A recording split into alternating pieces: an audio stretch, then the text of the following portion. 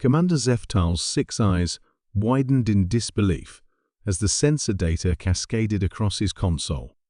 The hegemony's most advanced deep space reconnaissance vessel had been monitoring the Sol system for 3 standard cycles, cataloging humanity's primitive fleet movements and industrial capacity.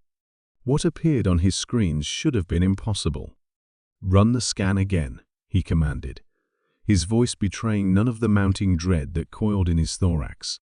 Lieutenant K. Vess manipulated the quantum sensors with practiced efficiency. "Sir, the readings are consistent.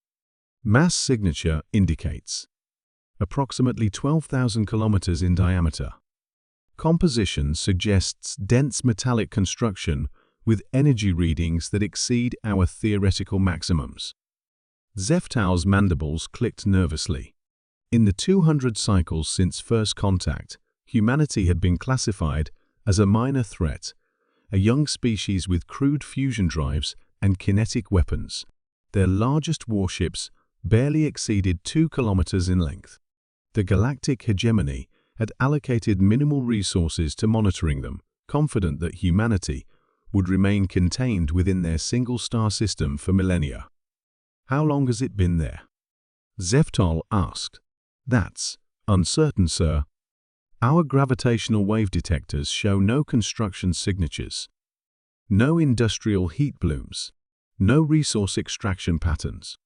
It's as if it simply materialized." The commander studied the holographic display, rotating before him. The object wasn't just massive, it was elegant. Sleek curves suggested advanced hydrodynamic principles, while the surface bristled with what could only be weapon emplacements. Fusion signatures indicated power generation capabilities that rivaled entire star systems. "Sir," K. Vess's voice carried a tremor. "There's more." Additional contacts materialized on the display.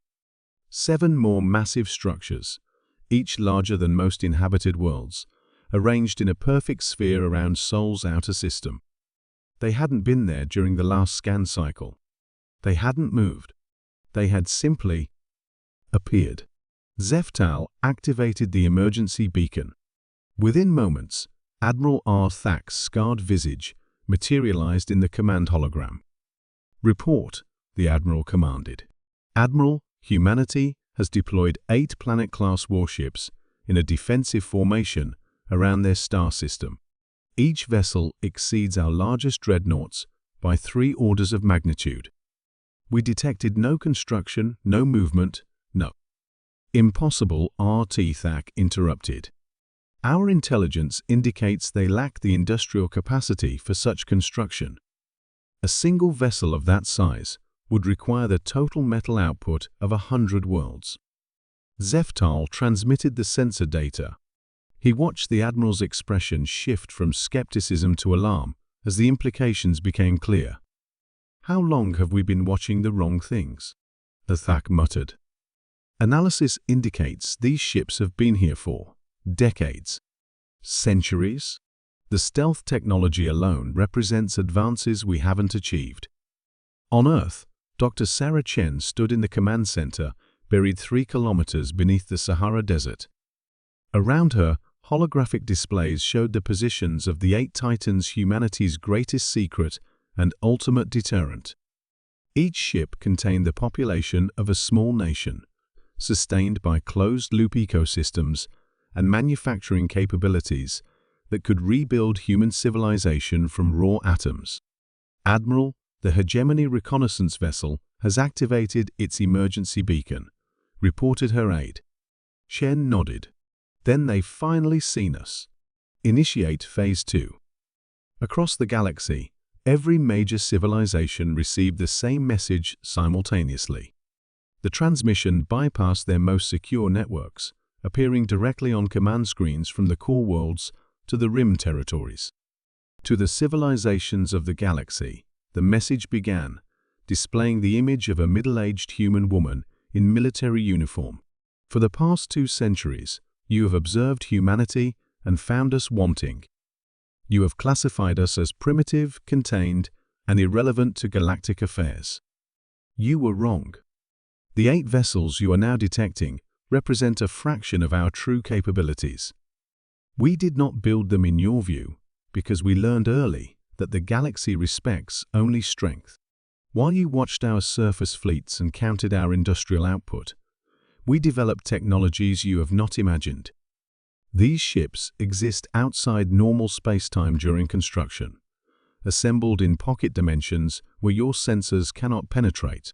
They utilize quantum-locked matter that achieves densities impossible under standard physics. Their weapons channel the fundamental forces that bind atoms' forces you have theorized but never harnessed. We do not seek war. We seek respect and recognition that humanity will no longer accept being dismissed as inconsequential. Aboard his reconnaissance vessel, Zeftal watched the message with growing horror. The technical specifications included in the transmission were beyond his understanding, but the implications were clear. Humanity hadn't been building in secret, they had been building in alternate dimensions, using physics that made the hegemony's most advanced theories look like primitive cave paintings. Sir K. Vess reported, long-range sensors are detecting similar signatures throughout human-controlled space. Not 8 ships, dozens. Maybe hundreds. The commander felt his world shift. The careful balance of galactic power, maintained for millennia, had changed in an instant. Humanity hadn't been hiding their capabilities. They had been operating on a level so advanced that other civilizations couldn't even detect their activities. On Earth, Dr. Chen watched as diplomatic channels throughout the galaxy suddenly came alive with requests for communication. The hegemony, the Stellar Confederation, the Void touched every major power, wanted to establish formal relations with humanity. She allowed herself a small smile. The Titans had never moved because they had never needed to.